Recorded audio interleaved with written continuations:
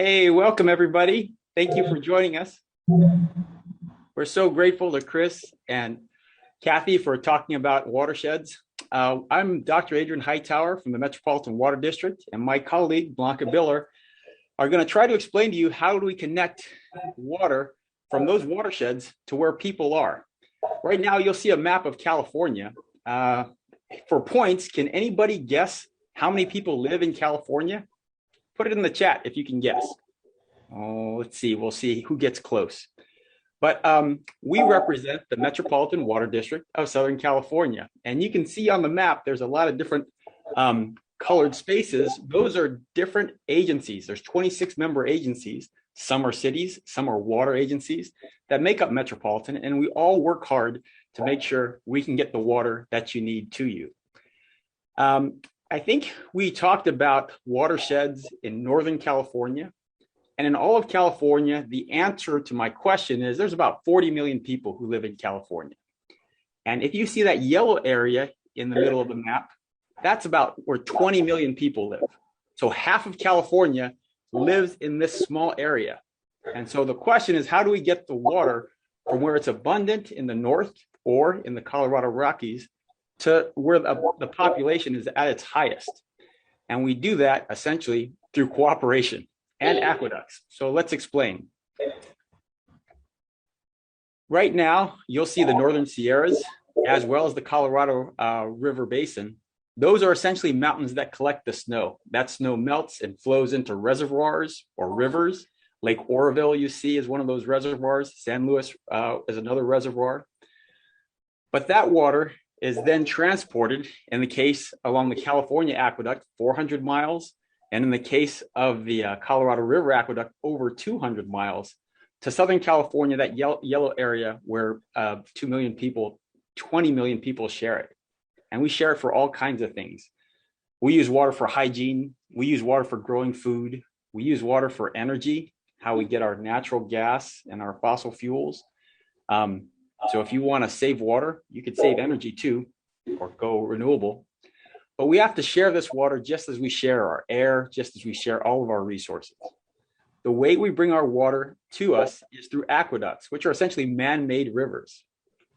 But how much water flows through those aqueducts? In the case of the California Aqueduct, also called the State Water Project, about 2 million acre feet, 2.0 MAF, flow every year.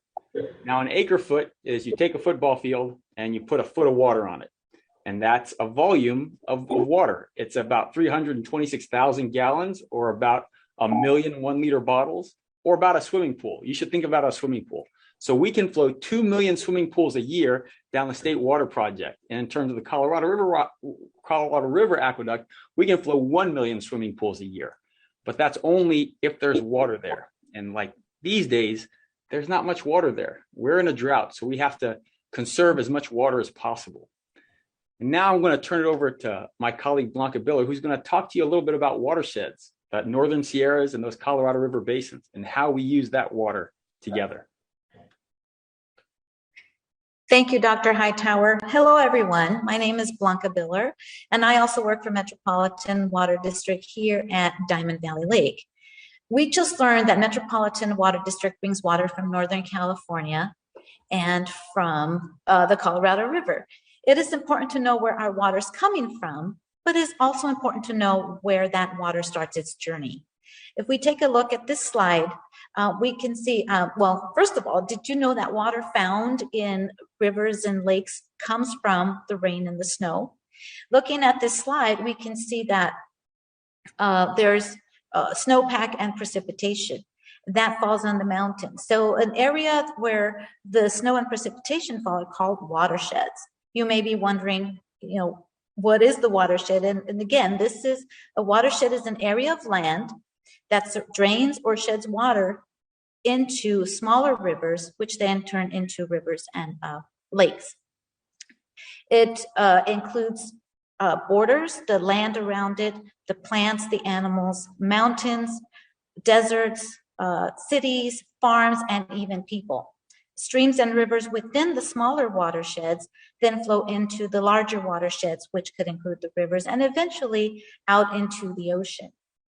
This slide shows again, the precipitation and the snowpack where the water starts, the tributaries are those smaller rivers, streams, that go into the bigger streams and eventually out to the ocean. We also have something called a riparian zone. Riparian zones are very important to a watershed. They are usually moving along. They are usually along a moving source of water, like a river or stream. But also, what kinds of animals do you think live or use a riparian zone or live in a riparian habitat? You can put that in your chat. Now, if you said aquatic life, birds, amphibians, or other wildlife, you are correct. Plants and shrubs along the riparian zone also help control erosion and help filter and clean water. So we could say that a main function of watershed is to store water temporarily and to transport the water across land to other bodies of water like lakes and rivers, and eventually out into the ocean. Now, here's a question for you. What natural force do you think helps move water downhill and across the landscape? If you said gravity, you're correct. Now, next slide, please. We are going to be following the watershed along the Colorado River. These are the Rocky Mountains where the Colorado River gets its start as rain or snow. The Sierra Nevada Mountains in Northern California provide the water that flows through from Northern California through us down here to Southern California. Next slide, please. Now, this is another part of the watershed for the Colorado River. This is along Lake Havasu. And by the way, that pump station there is Metropolitan's first pump station along the Colorado River, which helps the water on its journey to us here in Southern California. Next slide. And again, here's the Colorado River again. Now, can anybody guess what area this is? Some of you may have been there. It's the Grand Canyon. So you can see that the Colorado River has different types of watershed along the way. Next slide, please. Now, here is Diamond Valley Lake. This is a man-made lake, a reservoir that stores water in case of an emergency. But it does also have a watershed. It was built within valleys that have these hills and mountains around it. So when it does rain, the water then can flow into this man-made lake. And by the way, the water in Diamond Valley Lake does come from Northern California through the California Aqueduct. Now, healthy watersheds provide critical services like clean drinking water, productive fisheries, and outdoor recreation. So if you like to go swimming or boating, fishing, so these are the types of things that our healthy watersheds can provide for us. And since we all live in a watershed, we need to protect our watersheds. And we can do that by doing things like conserving water.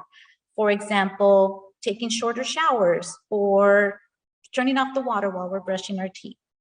We can also prevent pollution in our watersheds by picking up after our pets and putting that waste in trash cans, or by planting and using California native plants that use less water to live and grow. Let's stop sharing slides for a moment. Okay, thank you. And what we're going to do is we're going to do an activity and create our own watershed. So kids, if you'd like to follow along, please gather the materials for this activity. The activity list was on our website, and give me just a moment.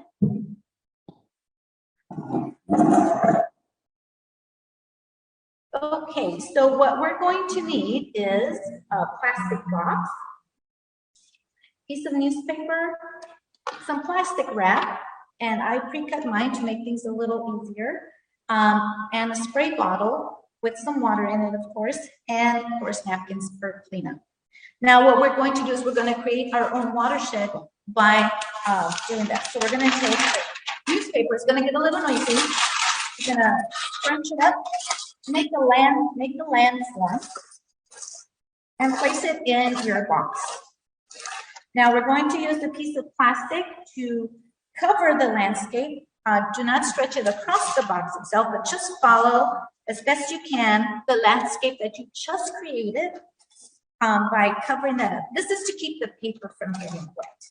Okay, so here we go. And if you don't have newspaper, or you can always use a piece of aluminum foil. I did try that today, or a piece of wax paper.